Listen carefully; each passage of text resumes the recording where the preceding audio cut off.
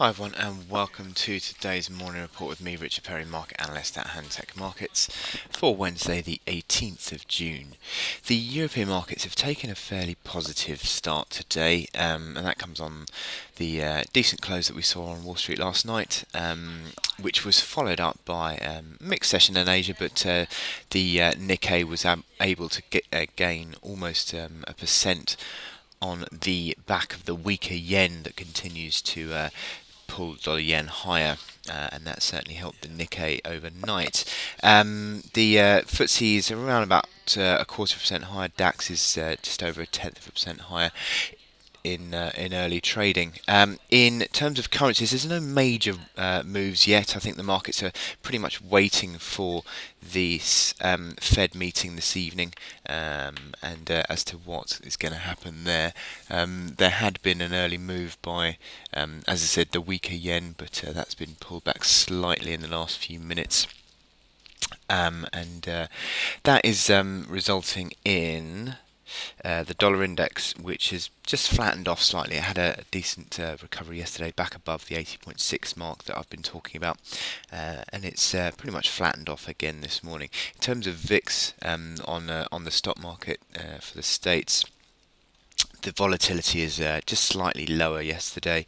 And to be honest, the market is not really reacting too badly to this ongoing tensions in Iraq. With overnight, we've actually had an oil refinery attacked and led to its closure, and the oil price is slightly higher. But as I said, financial markets are not really taking too much notice at the moment, and that is it's being shown, I think, with the VIX, which is coming off again yesterday. So it's interesting that they're actually ignoring the potential impact of this oil price rise at the moment. In terms of today, as I said, you've got this big FOMC meeting.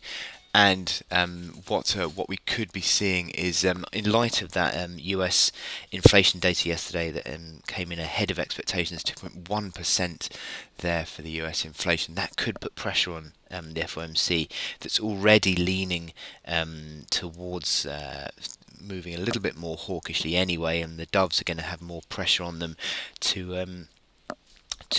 act, and that you could see it some sort of leaning from Janet Yellen in the statement this evening and the press conference as well. So the markets will be looking for a hawkish tone from the Fed meeting minutes. 10 billion of asset purchases taper is the expectation, and it's broadly expected, and can be for this evening. It's likely to happen. In terms of my chart of the day. Oh, sorry, before I do that, you've got Bank of England meeting minutes as well. Sorry, Bank of England meeting minutes at 9:30. You had last week Mark Carney came out and suggested that perhaps interest rates might be being raised sooner than the market had been anticipating, and the market will now be looking for the big Bank of England meeting minutes to add a bit more meat to the bones of that comment. So we'll wait and see what happens at that 9:30. Is that release on the meeting minutes? In terms of my chart of the day, it's the FTSE 100. And the FTSE has gained this morning. We're about, as I said, 20 points higher on this morning. But to be honest, we completed on Friday this big double top pattern, or big breakdown of this top pattern, and that gives us an implied target of 6,682 on the downside. Now, this move that we've seen in the last couple of days could just simply be a pullback.